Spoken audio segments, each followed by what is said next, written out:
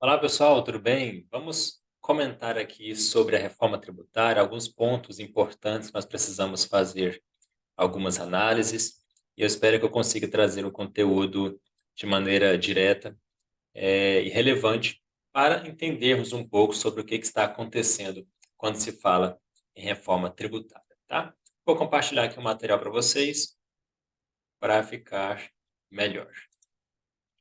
Nós temos, então, a reforma tributária atualmente pela PEC número 45 de 2019. Não é uma coisa nova se falar em reforma tributária, tá? No Brasil já se fala reforma tributária necessária há muitos anos. Pouco tempo eu estava observando a PEC 75 de 95.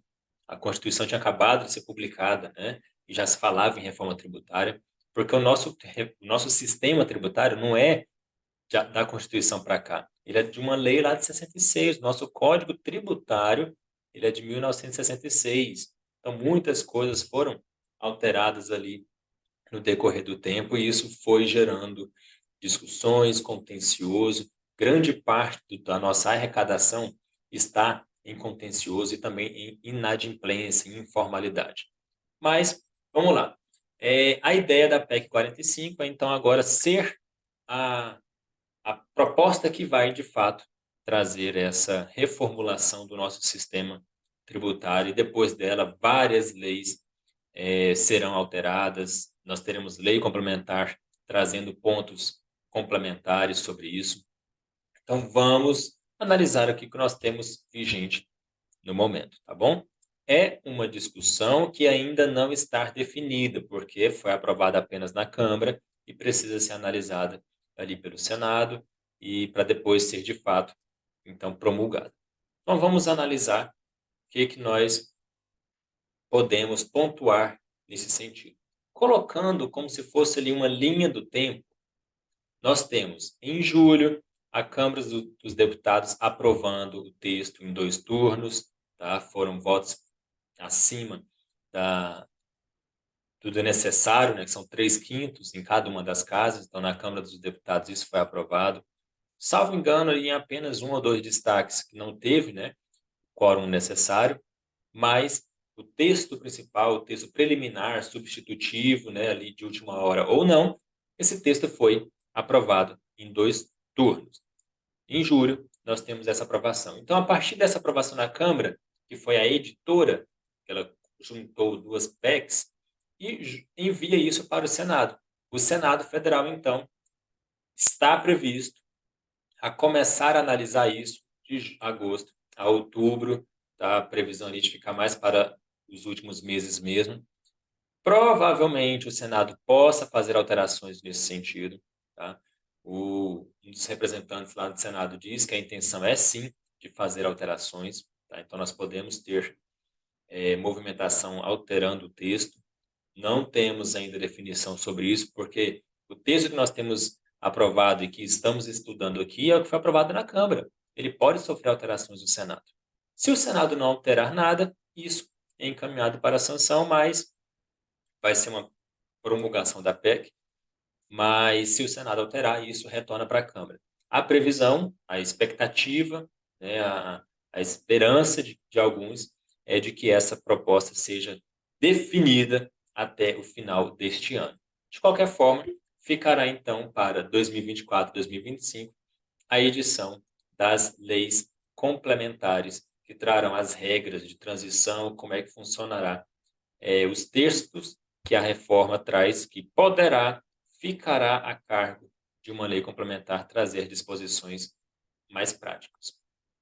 Então, nós vamos ter um período de transição até que essa reforma complete os seus efeitos. Então, nós vamos ter, em 2026, só em 2026, a instituição do CBS e o IBS com alíquotas de teste.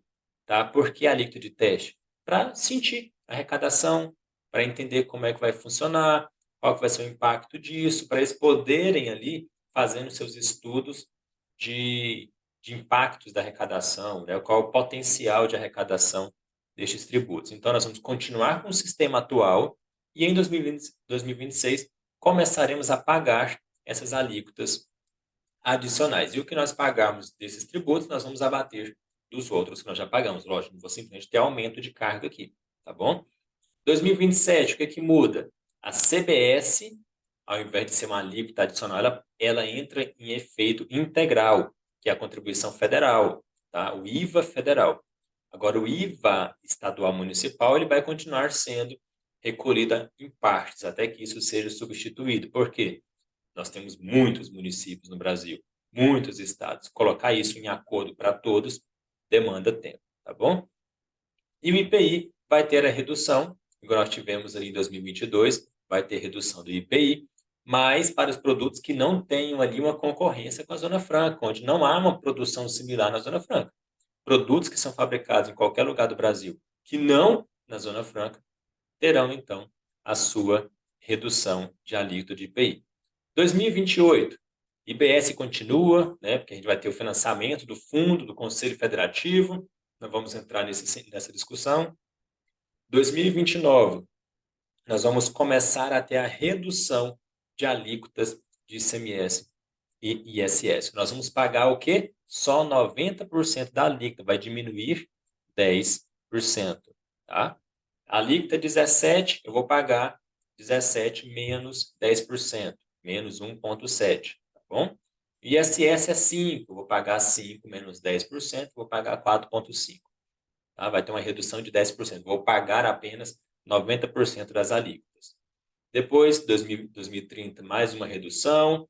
2031, outra redução. 2032, mais uma redução, até que cheguemos em 2033 e isso deixe de existir. Nós vamos ter a extinção integral desses impostos ICMS, ISS e IPI. E também acabados os benefícios fiscais. Tá? Benefícios fiscais, redução de base, isenção, créditos outorgados, programas especiais produzir, fomentar, programas que incentivam importação e que seja, eles acabam em 2032, data fim para eles, tá bom? O que é o IVA dual? Né? O IVA dual, imposto que vai substituir ICMS e ISS e vai substituir PIS, COFINS e IPI. Por que é duplo, né? Porque nós vamos ter um estadual municipal e um IVA federal. Por isso que é IVA dual, IVA dual. Tá? Então, são duas bases não, basicamente a mesma base de incidência, mas são dois tributos diferentes, tá bom? Um ponto que me chama a atenção é a base de incidência, o alcance de tributação dele. Nós temos ICMS, em resumo, incidindo sobre circulação de mercadorias e algumas prestações de serviço. O ISS, sobre prestação de serviço. O IBS e a CBS, eles vão incidir sobre bens materiais ou imateriais, inclusive direitos. Então, o alcance de tributação dele é muito grande. Tá? Imaterial, o que é esse bem imaterial? Intangível, um direito de marca, uma patente, uma cessão de direitos. O alcance de tributação dele é muito grande. Tá? E o restante já é base tributável que nós já conhecemos, né? Importação, mesmo que não tenha habitualidade, isso já é rotineiro da tributação. Não temos ainda definição de que alíquota vai ser essa. Estudos indicam que pode ser de 25% até 28%, nós já vimos aí. Então, é uma alíquota ainda não definida, não está no texto constitucional, isso virá posteriormente, tá? Vão ser feitos estudos para chegar nessa alíquota ideal, tá bom? Não é uma alíquota ideal que vai reduzir carga tributária. É uma alíquota que vai manter a arrecadação nos estágios atuais. Então, resolução do Senado Federal vai definir uma alíquota de referência, uma alíquota regional, uma alíquota, assim, olha, região X e Y, a alíquota vai ser tal. Aí o Estado e o município vai ter autonomia, né, neste momento para falar assim, olha, não, eu quero que a minha alíquota de IBS seja tanto. Eu quero que a minha alíquota de IBS seja X. Ele vai ter essa, entre aspas, liberdade para fazer isso. Mas é uma alíquota única para as operações e serviços. Tá? Eu não posso ter, para o produto X o IBS é tanto, para o produto Y é tanto. Para a atividade X é isso, para a atividade Y é aquilo. Não vamos ter diferenciação neste sentido. Tá? Essas alíquotas do Senado Federal, essa resolução do Senado Federal, vai editar ali qual vai ser a alíquota de referência, e terão efeitos no ano seguinte. Não vai precisar respeitar a noventena, né? Que é o artigo 153 lá da Constituição Federal.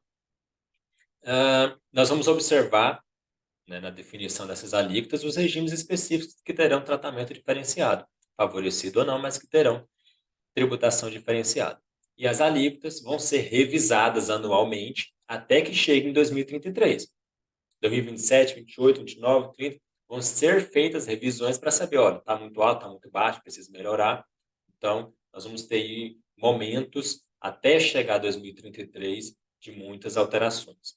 Vamos continuar convivendo com os dois regimes, tá? A questão de simplificação vai acontecer no futuro. Neste começo, a transição vai sim demandar bastante dos profissionais. O IBS, o Imposto sobre Bens e Serviços, que é a unificação do ICMS e do ISS. Ele vai ser um imposto que vai ter uma legislação única para todo o Brasil. Cada ente vai definir a sua alíquota, tá? Vai ser cobrado pelo somatório de IBS de estado e município do destino. Estou vendendo para Rio de Janeiro capital, soma quanto que é o IBS dos dois, esse é o valor do IBS. Eu estou vendendo para Amazonas, pega lá Amazonas e Manaus e soma. Estou vendendo para Campinas, São Paulo, pega ali do estado de São Paulo, do município Campinas, este é o valor do IBS, tá? Nós vamos ter também que ele é não cumulativo. Não se acumula o que você compra, o que você gasta. Regime não cumulativo, comprei, usei, passei para frente. Não acumulativo, né? Põe essa letrinha A que fica mais simples para a gente entender o que é a não cumulatividade. E o IBS, o interessante que dos IVAs, são tributos à parte, são tributos como é a sistemática do IPI, ele é por fora, nós vemos o tributo, não é embutido no preço. Então, é um ponto também interessante dessa nova legislação. E já vários países já têm isso, o Brasil precisaria inovar, lógico que com as suas particularidades. O Brasil é um país continental, né? Nós não podemos comparar a nossa forma federativa com outros países que às vezes é do tamanho de um estado nosso. Não vai integrar a própria base de cálculo, não vou pagar IBS sobre IBS, não vou pagar IBS com ICMS, não vou ter tributo sobre tributo. Basicamente, vai ser somente, de fato, sobre o valor agregado, valor adicionado. Por isso é o nome IVA, Imposto sobre o Valor Agregado. Alguém pagou IVA sobre o valor agregado dele e eu vou pagar sobre o valor agregado meu, tá? Não vai ter esse efeito cascata que muitas vezes nós temos com alguns tributos.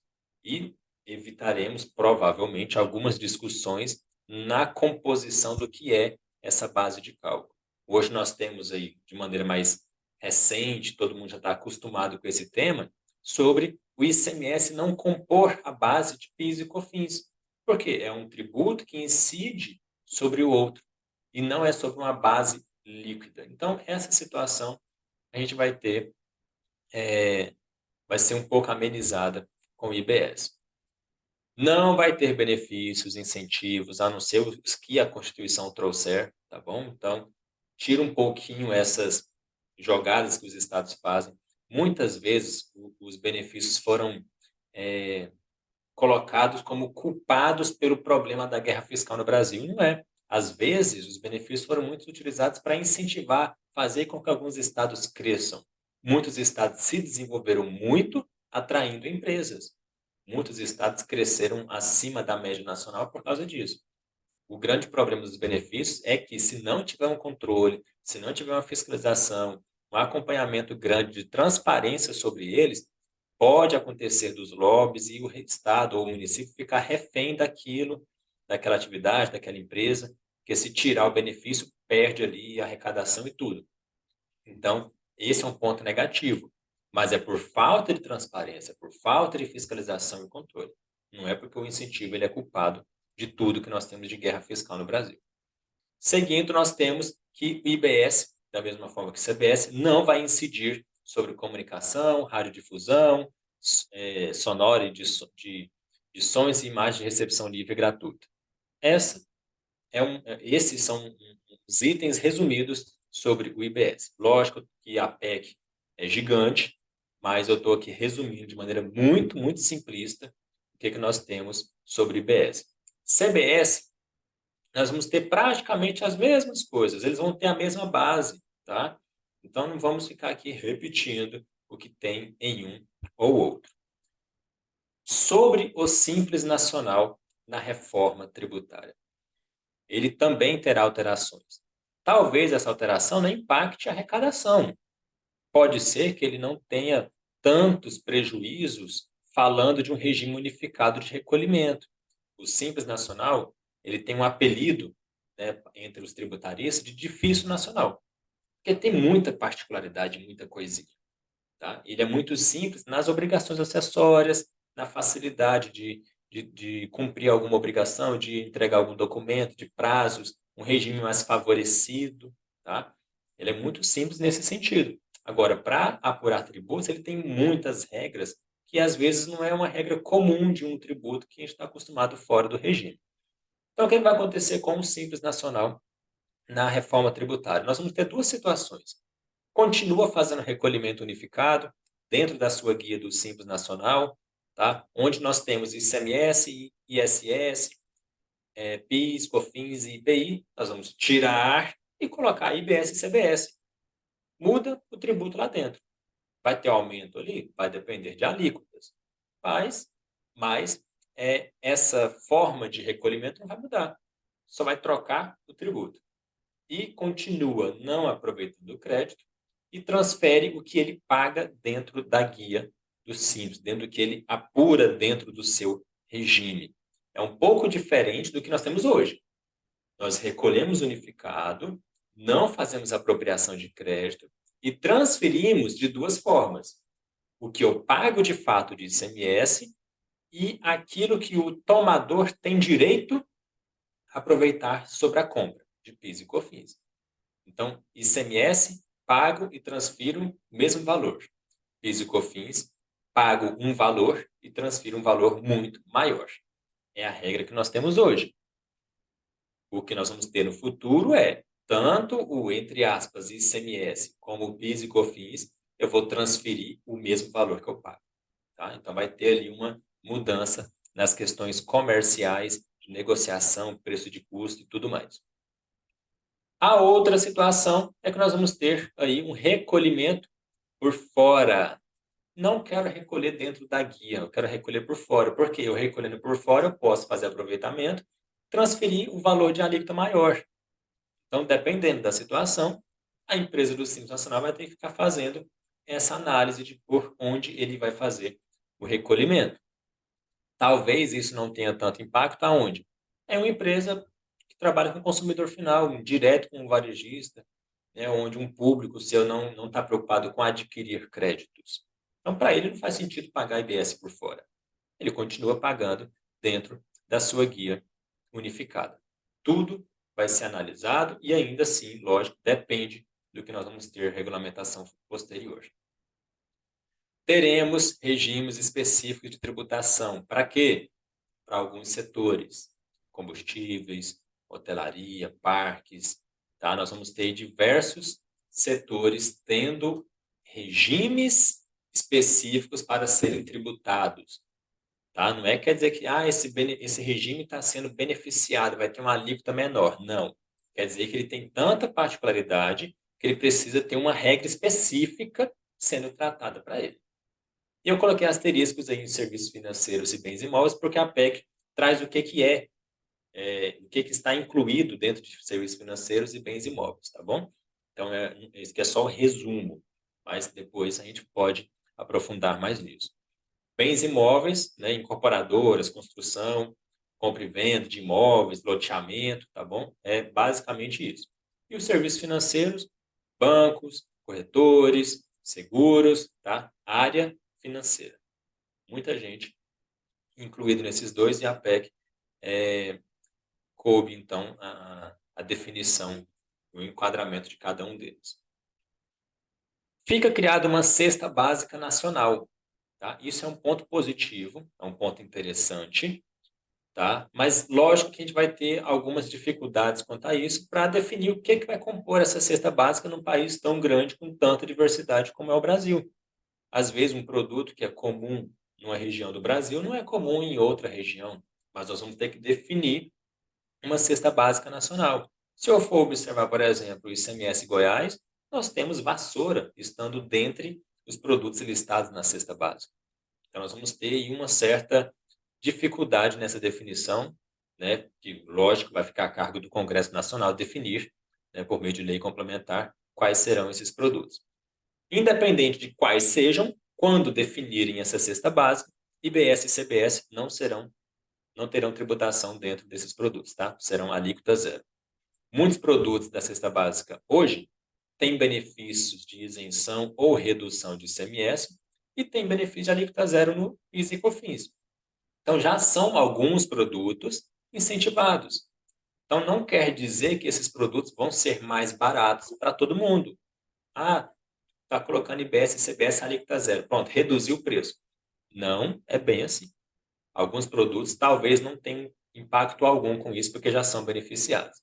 Seria interessante, por exemplo, no Simples Nacional, que aí, provavelmente, nós tenhamos a lei dizendo, olha, IBS é zero para todo mundo, independente do regime.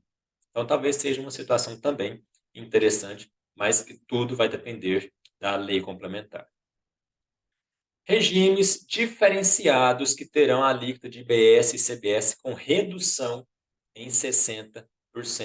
Nós vamos ter educação, saúde, higiene pessoal, produtos agropecuários, insumos agrícolas. Eles vão ter redução da alíquota, não se sabe qual. Se a alíquota de IVA, de IBS e CBS for 10%, eu vou pagar 4% nestes setores. Ah, se a alíquota for 30%, eu vou pagar tirando 60%. Então, a alíquota, sabe-se lá qual, vai ser reduzida em 60%. Eu vou pagar apenas 40% da alíquota que for definida para todos os setores.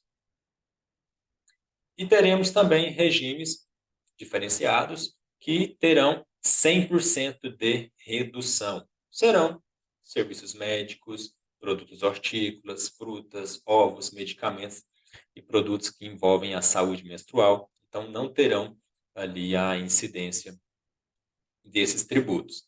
E a CBS, exclusivamente CBS, vai ter isenção sobre alguns setores. Por que só CBS? É tributo federal. Então, aqui são situações federais. Então, nós vamos ter a isenção da CBS para os serviços voltados ao ensino superior no âmbito do ProUni, isenção para a questão de reabilitação urbana, né? Restauração de vias.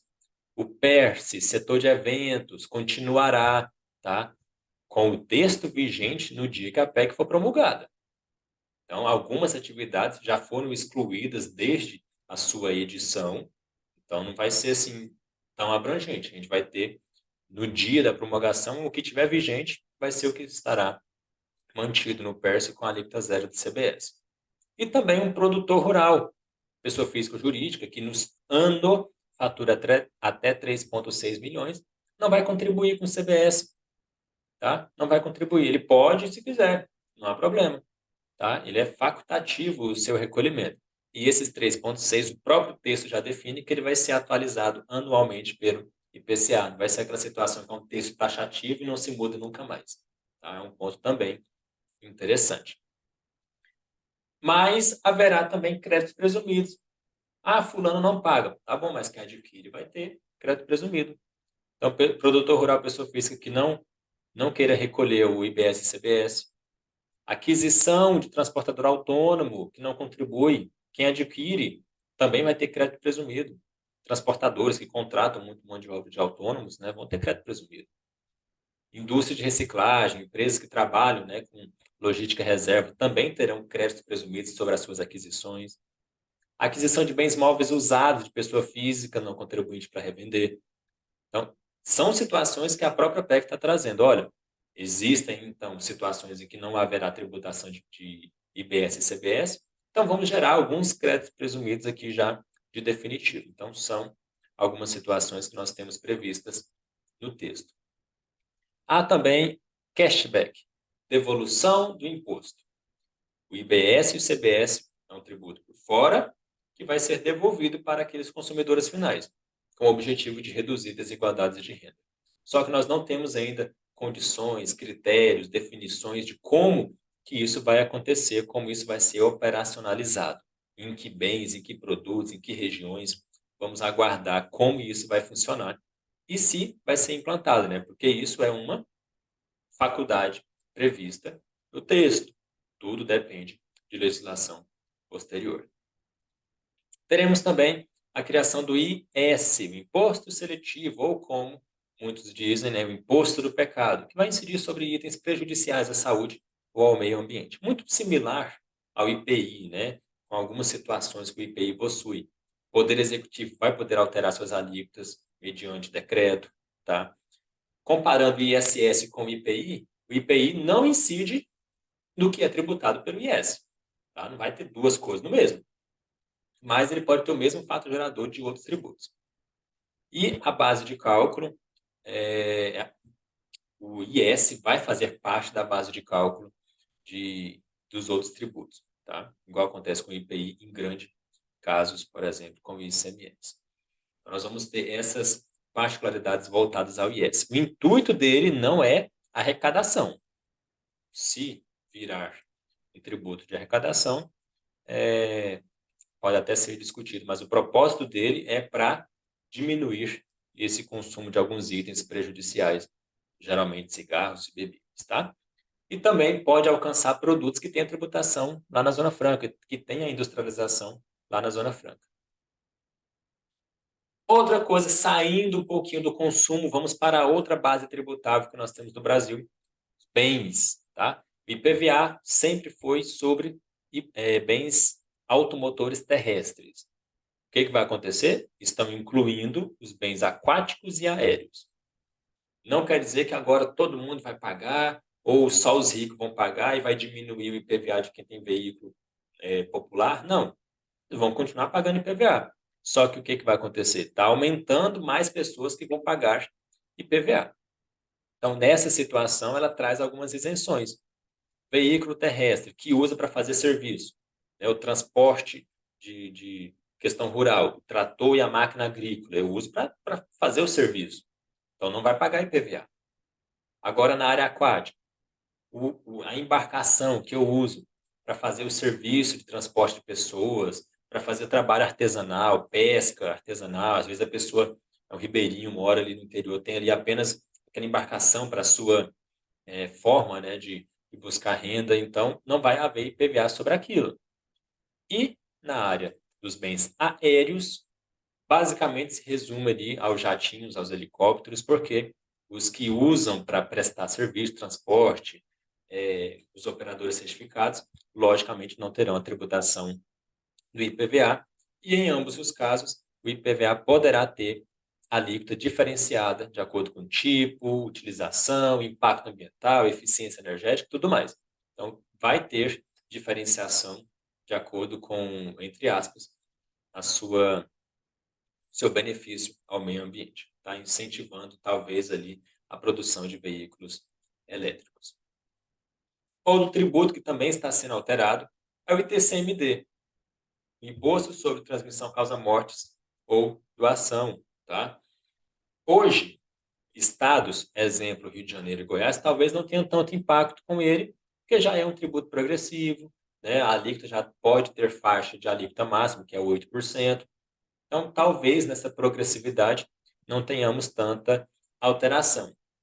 Agora, quando a gente imagina o caso de bens móveis, não imóveis, os bens móveis e direitos, aí tem uma mudança. A redação atual é que os bens móveis, a incidência do ITCD acontece aonde está sendo processado o inventário, ou aonde está o doador, tá? É onde está acontecendo a coisa. Com a mudança proposta, o ITCD, nessas situações de bens móveis e direitos, passa a incidir no estado aonde estava domiciliado o de cujos. Então, muda-se o local de incidência. E ele não incide sobre algumas situações voltadas à área do terceiro setor sem finalidade lucrativa. Então, a própria PEC já traz também essa intenção de não incidência. Um outro tributo sobre propriedade, IPTU. A alteração, basicamente, é somente na base de cálculo do IPTU. Essa base em que nós pagamos o tributo anualmente pode ser alterada por meio de um decreto. Não precisa de uma lei passando por uma análise da Câmara dos Vereadores para definir qual vai ser essa base de cálculo. Basta ali um decreto do Poder Executivo, tá? Uma solicitação de boa parte dos prefeitos. Contribuições e fundos, tá? Nem tudo se resume só aos impostos. Temos também outros tipos de tributos. Fundo de combate à pobreza, né? Vai existir ali de acordo com um percentual específico do IBS. Pode, né? Os estados poderão instituir. Alguns estados possuem fundos voltados a investimento em infraestrutura. Goiás, Paraná, alguns estados cobram, tá? Alguma contribuição de alguns produtos, geralmente produtos, né, primários, para poder financiar estes fundos. Então, nós temos aí a manutenção destes fundos, pelo menos pelo texto aprovado até o momento, até 2043, por pelo menos 20 anos. Bom, então, alguns estados poderão ter mais tranquilidade com a manutenção desse fundo como fonte de receita, e aí pode surgir uma situação em que nós tenhamos uma forma de os estados compensarem uma receita própria, porque eles terão autonomia, porque são fundos estaduais, eles poderão manipular essas alíquotas. E outra situação, contribuição para a área de iluminação pública. Nós estamos muito acostumados com a iluminação, a taxa de custeio para a iluminação pública, né? Vinha lá discriminando bonitinho. Agora está colocando a contribuição para expansão e melhoria. Então, nós podemos ter também essa contribuição tendo um alcance maior de sua tributação. Teremos aí a reforma de tributação do imposto de renda. A PEC dispõe que, durante a sua promulgação, após dela ter sido ali promulgada, nós teremos em até 180 dias a reforma do imposto de renda sendo, pelo menos, apresentada. Tá? Já temos aí rumores nos bastidores de que esse projeto já está bem encaminhado. Não vai esperar, não, já vai encaminhar logo. Então, pode acontecer de que essa tributação possa também sofrer alteração. Lembrando que, lá na unificação, nós falamos de ICMS, PIS, COFINS, IPI, ICMS, ISS, PIS, COFINS e IPI, né? 5 tributos. Lá não se fala em acabar com o imposto de renda da pessoa jurídica e nem com contribuição social sobre o lucro líquido, tá bom? Então, esses tributos continuam ou continuarão por enquanto existindo, tá bom? A unificação são dos outros tributos, que basicamente é sobre consumo. Os sobre lucro continuam. E a PEC dispõe o seguinte, olha, se por um acaso isso aumentar a arrecadação, pode, é uma faculdade, tá? Vai acontecer ou não.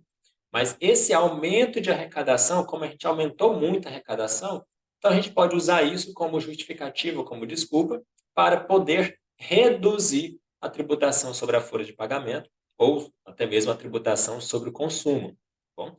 Então, pode, é faculdade, é texto, permissão, não é imposição, mas é um texto interessante que está previsto na proposta aprovada na Câmara dos Deputados. Então, nós vamos aguardar o desenrolar desses próximos capítulos, dessas próximas discussões que vão acontecer no Senado Federal, tá bom?